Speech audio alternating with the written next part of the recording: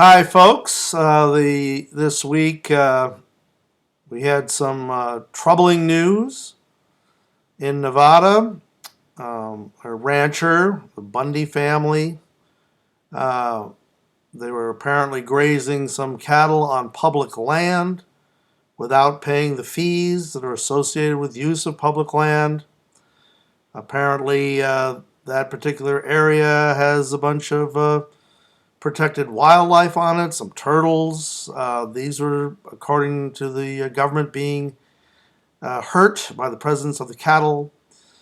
Um, and as a response, they sent in an army of BLM agents and hired mercenaries to evict the cattle from the land. Well, the right-wing response was a bunch of local militia types, Second Right Amendment types, showed up armed to the teeth to confront the BLM and protect the Bundy's property, much to the disappointment, I think, of the militiamen. The Bureau of Land Management people blinked, the government blinked, and withdrew. I think the militia would sorely like another Waco-style bloodbath, hopefully well documented for PR and recruitment purposes, but on this occasion they didn't get much. On the other hand, you do have to wonder why the government thought it necessary to send so many agents to physically evict these cows from the land. It seems like a much simpler thing to do would simply be to go to court, get a judgment against Bundy, and then put a lien on his property. So when he goes to try to sell those cattle or sell his house, do anything, the government can come in and seize the proceeds of those sales to compensate them for the use of public lands. In a similar vein, I don't know if you'll recall, but maybe 10, 20 years ago, several prominent Hollywood actors were talked into, they were given the bad advice that they legally didn't have to pay income tax by some right-wing nut job. Val Kilmer was one of them, and Wesley Snipes, another one. Both those guys ended up losing a significant portion of their wealth to the IRS. And I don't remember any any necessity for armed government agents raiding houses or any of that nonsense.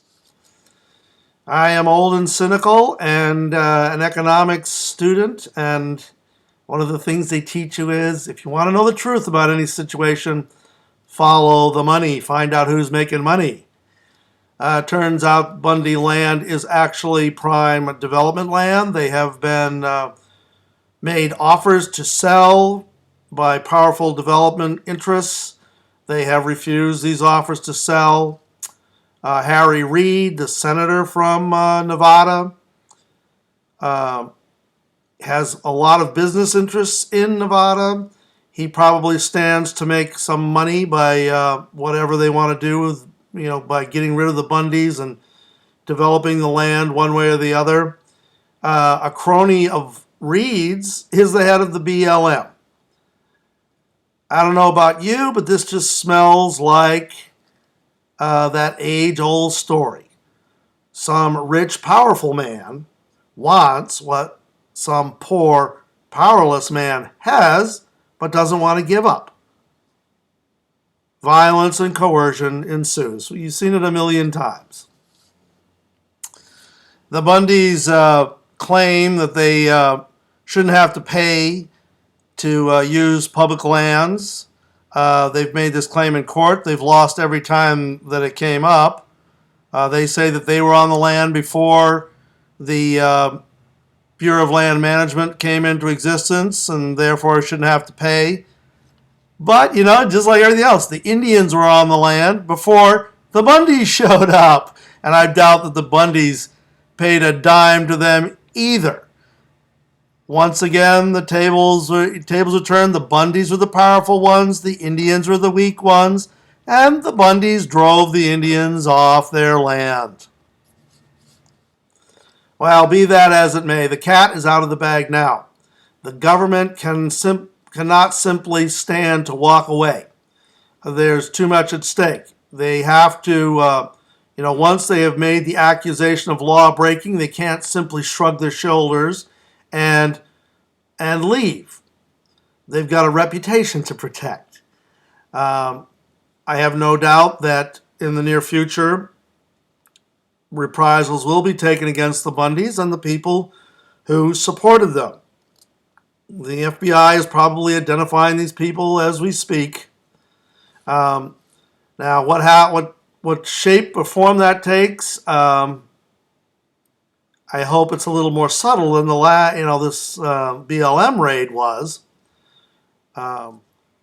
I'm old enough to remember the early 70s when the Black Panther Party was going around waving guns in the face of FBI agents and local police, making the claim that they had, claiming their Second Amendment rights to carry arms and to defend their persons against what they considered to be illegal search and seizure on the part of law enforcement agents. And you know what they got for their trouble? Well, one by one, they were hunted down, murdered, brought up on trumped-up charges, incarcerated for life. Some of them went into exile. Anyway, whenever the right wing has been in power, in the presidency and Congress, they have pushed through laws to strengthen the police state. Under Bush, we had the Patriot Act. We had extra legal executions okayed. We had torture, kidnapping, incarceration without trial. They set up all these draconian measures. Unfortunately, when Obama came to power, he didn't get rid of any of them, and now those measures will come back to bite the right wing on the ass. It's one of those great truths. You reap what you sow. There is a certain cosmic justice in all this. I will admit with certain grim satisfaction that the police state apparatus that the right wing so enthusiastically set up to suppress the left is now going to be used to suppress them.